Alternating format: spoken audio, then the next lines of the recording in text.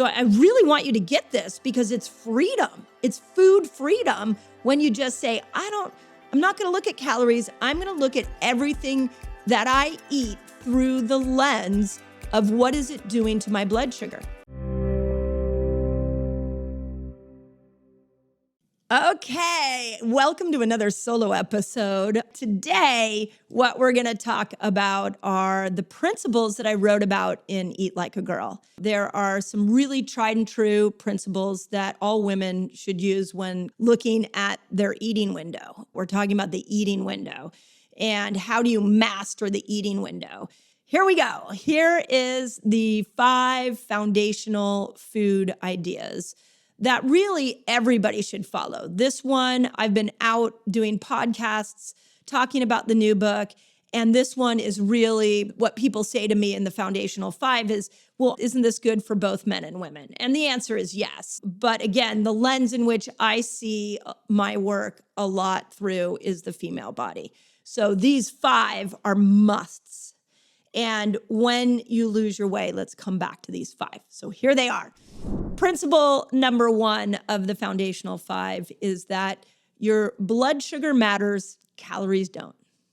Now, there are a lot of thoughts right now on calories. It's really surprising to me. If you haven't heard the interview I did with Stephen Bartlett on the Diary of the CEO, we will link that in the notes to this show so you can go see it. But the second episode I did with him, we spent a lot of time talking about calories.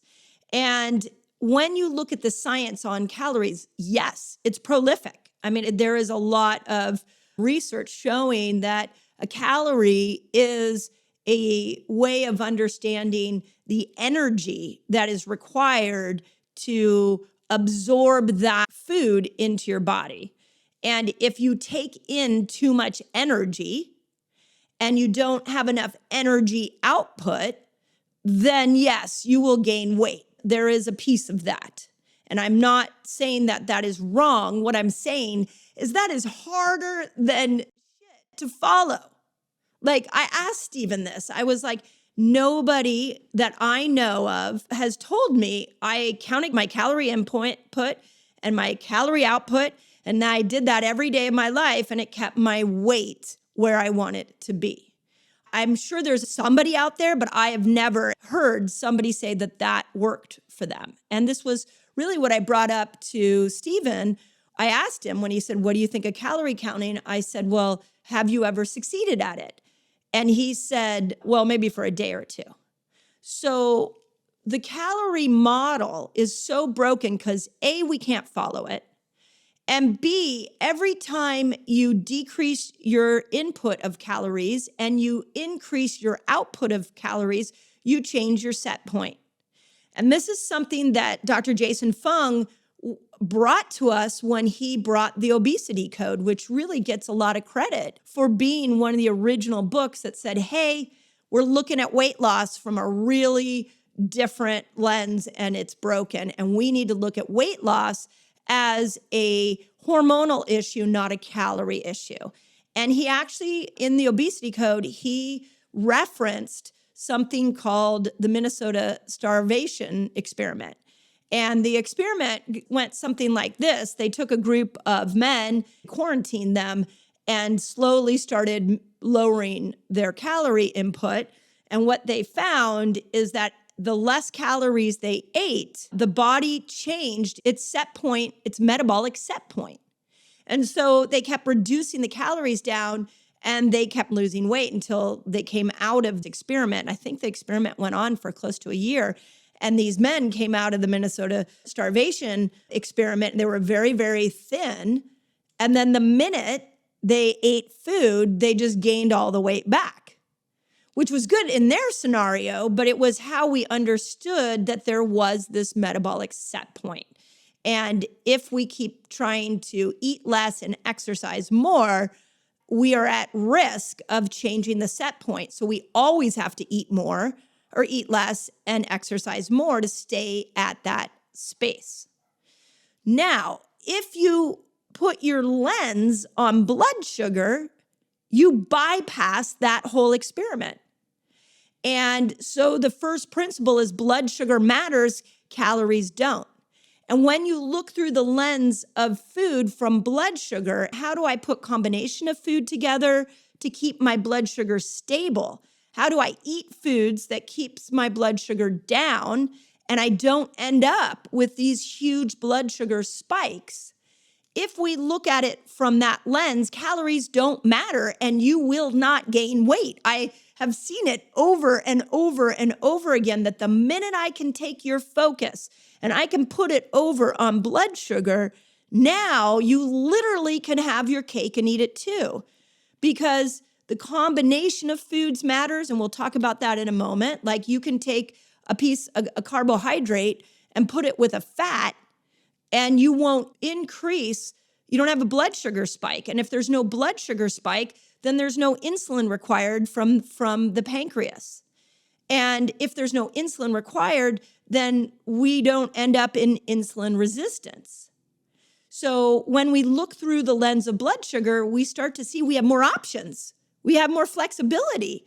And when we have more flexibility and options within our food, we can sustain that. And so what I saw with Fast Like a Girl was so many of you went into this fasted state, pulsing into it, and then you cleaned up the metabolic system. And the people that got the best results with what I taught in Fast Like a Girl, when they switched back into their eating window, they started to notice that they were not gaining weight. And I think I've told this story 1,000 times, but if this is new to you, when I first started teaching this metabolic switch within my clinic, what I noticed was that people would go on vacation and they would come back in and they would say to me, "Oh my God, you have no idea how much I ate on vacation that was wrong, but I came home and I didn't gain a pound." And that's because I taught them the metabolic switch and how to eat to keep their blood sugar stable and how to tap into the fasted state so that they could keep bringing down the stored glucose and keep getting rid of any glucose that's been stored in fat and make their cells insulin sensitive again.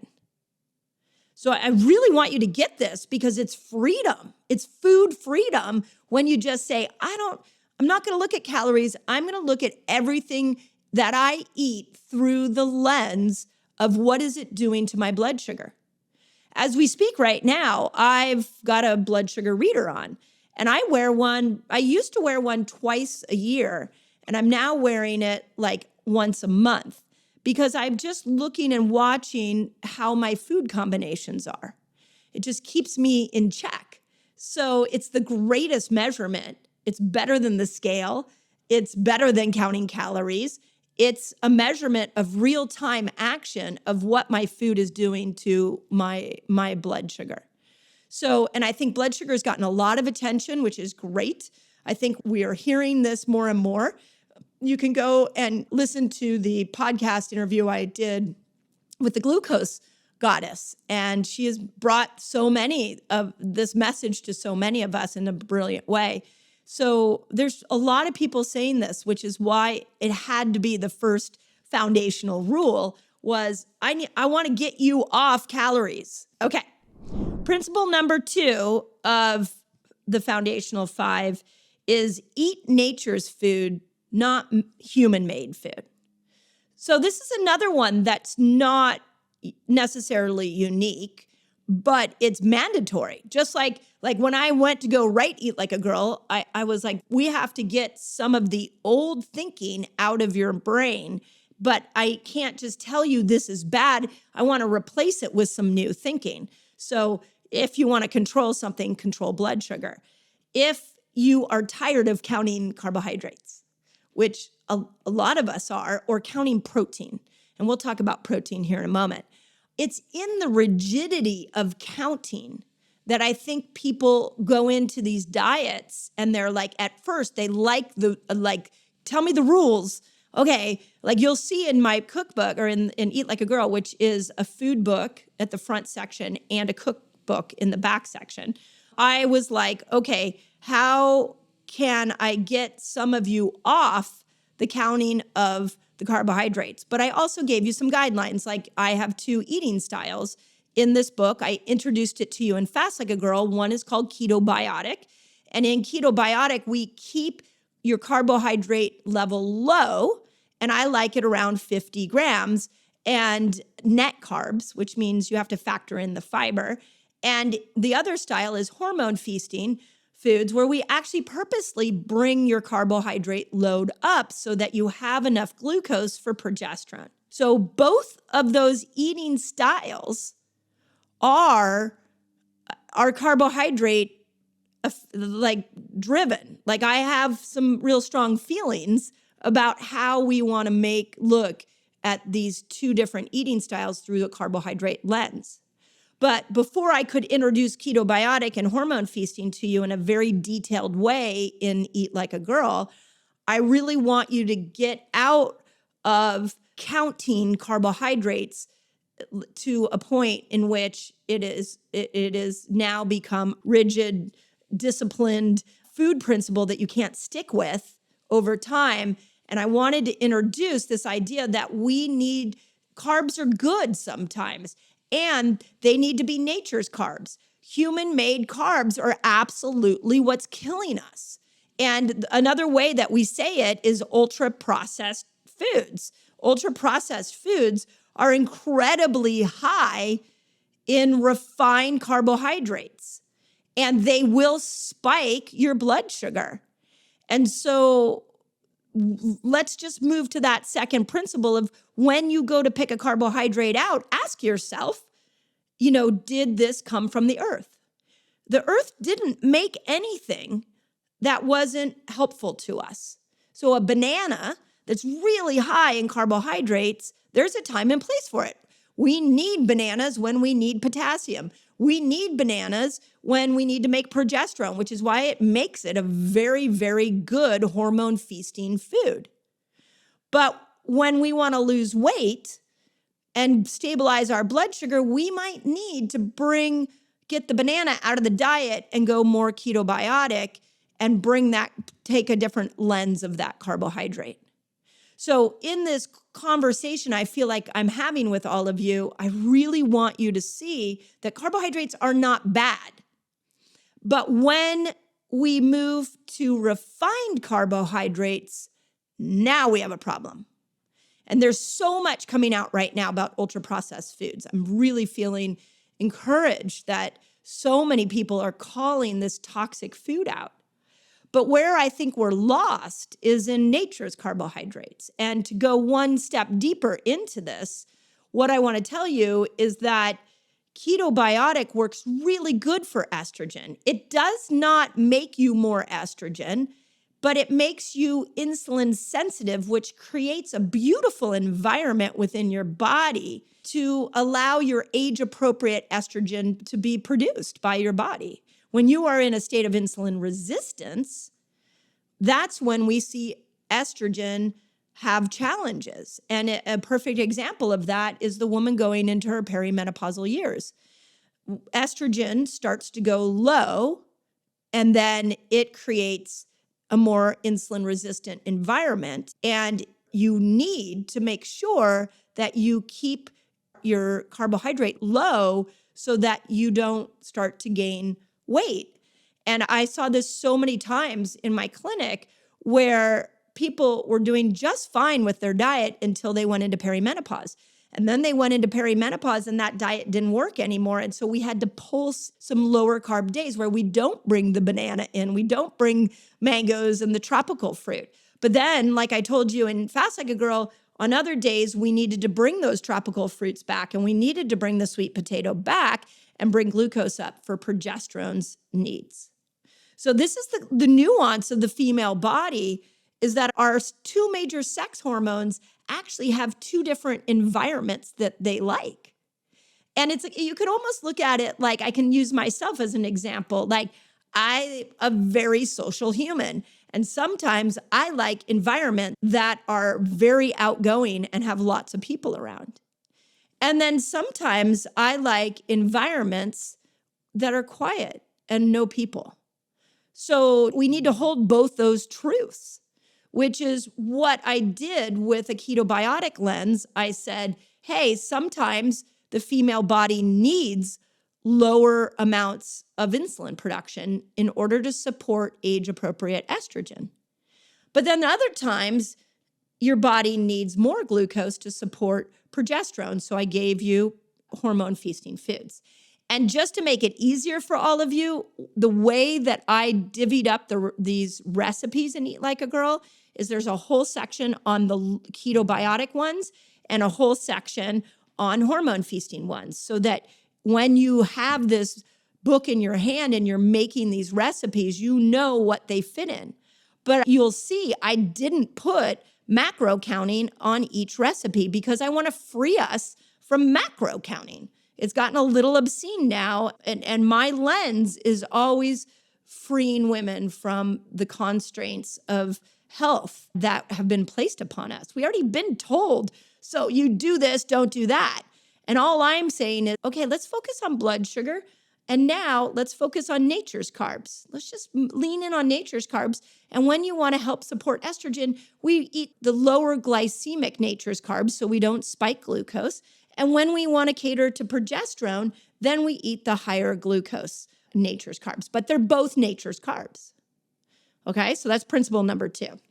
Now, number 3, this one I love, and I really want to continue to bring this home for you all, that especially those of you that are struggling with sugar addiction or carb addiction.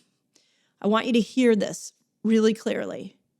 The third foundational 5 principle that I wrote in this book is eat for your microbes, not your taste buds. So when we look at eating for your microbes, what we need to understand is it's your microbes that determine your taste buds. I want to say that again. Your bacteria in your gut tell your taste buds what to crave. An incredible example of this is Candida. Anybody who's ever had Candida has a massive sugar addiction, because Candida is a fungus inside the gut that tells the brain and the taste buds eat more sugar, drink more alcohol in order to keep that fungus alive.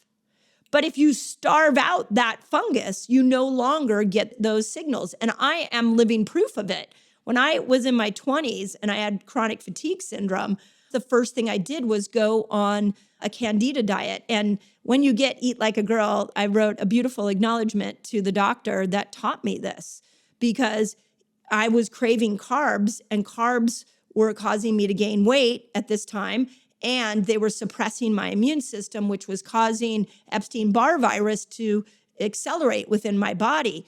And this incredible doctor put me on a Candida diet, which was meat and vegetables, basically. And within 2 weeks, I started dropping weight, and I started getting my energy back, and my taste buds changed. I stopped craving sugar. So if we go and make choices through the lens of the microbiome, then now we are repopulating the microbiome, and the microbiome is so key for breaking hormones down. When I feed more and more of the bad bacteria, I get more and more bad cravings. There's also some really interesting research on chocolate. They found the strain of bacteria that makes you crave chocolate. I also found a study, and if you listen to the episode I did with Dr. Kate Shanahan about fat, I found an interesting study that fats, and you'll go listen to that episode. We dove into the study to see if it was toxic fats. They didn't say. My suspicion is it's toxic fats. The toxic fats start to change the microbiome and cause an upregulation of bad bacteria that shut off GLP-1, which is this semaglutide that everybody's all excited about, because if you can upregulate GLP-1, you can kill hunger.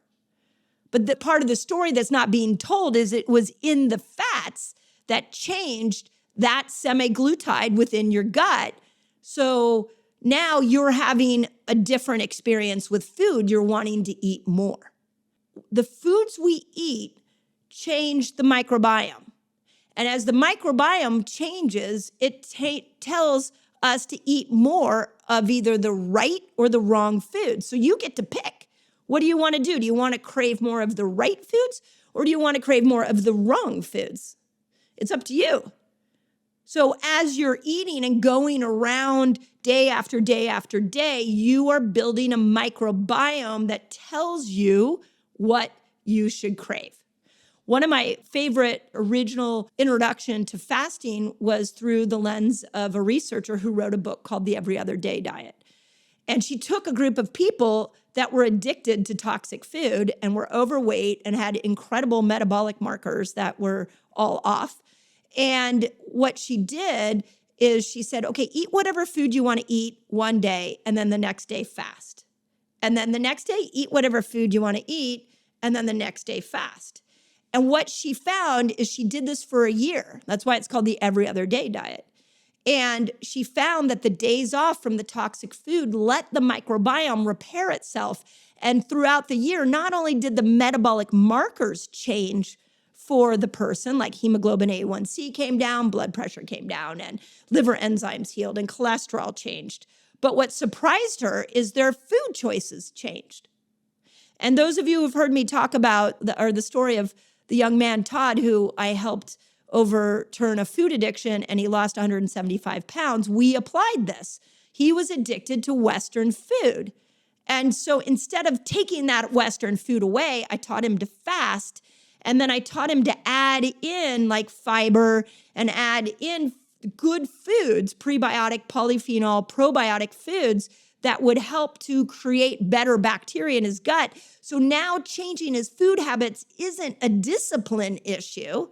It is actually an innate feeling inside of him because his taste buds changed, because his microbiome changed. Then he made different food choices. I hope you're getting this because it's huge when we go and feed the microbiome. And I have all kinds of lists in here about the different foods that really do a good job feeding your microbiome, specifically the estrobolome, which is the set of bacteria that break down estrogen, which is really important for perimenopausal and menopausal women. Okay, principle number 4 is protein is the hero macronutrient. Now, this one is really important because protein is having its day. And there's a lot of conversation on protein. You've probably heard me even talk about protein a lot here on this channel and on my podcast. But we're back at counting again. We can't keep counting. So the rhetoric that's getting out there is 1 gram of protein for every pound of ideal body weight. That's what we should be focused on. But it's hard to sustain that. So I want to just flip that and say, protein is the hero. So when you're looking to put food together in combination, and when you're looking at a day's worth of eating, ask yourself, do I have protein at every meal? This is why I love beef sticks. And my favorite is Paleo Valley beef sticks. I walk around eating that all day. This is why I love eggs, hard-boiled eggs. I've gotten really back into tofu. For those of you that are plant-based, hanging out with Chef Leslie's just gotten me thinking about tofu and tempeh. And I'm bringing back a lot of different sources of protein, knowing it's the hero nutrient. But I'm not counting because I know I'm going to lose focus and I can't sustain the count. So when we come to the protein model, we want to make it front and center. It's like the main actress that we're looking at when we look at a meal. But then we need supporting actresses too, which is why we need things like fiber.